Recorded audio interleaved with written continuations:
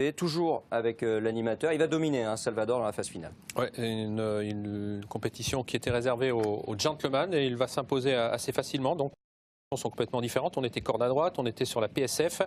Le lot était de moins bonne qualité que celui de Lyon. Mais bon, ça aura en tout cas pour but de lui donner beaucoup de morale, car vous le voyez, il gagne sans être tapé.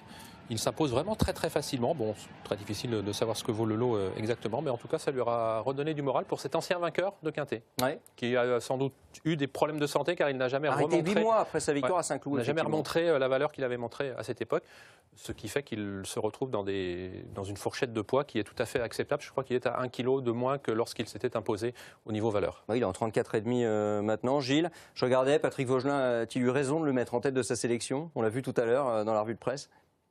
Clavis, écoutez, il y a plusieurs manières d'envisager sa candidature. On peut soit dire que c'est un cheval qui vaut un quintet et qu'il a retrouvé la forme en gagnant facilement à Lyon et du moral et qui va bien courir. Un poids correct. On peut aussi dire que toutes ses courses précédentes étaient tout de même assez médiocres et que cette course sur le sable à Lyon-la-Soie dans une course de gentleman ne veut pas dire grand-chose.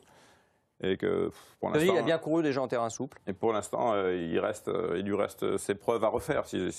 Voilà, bon.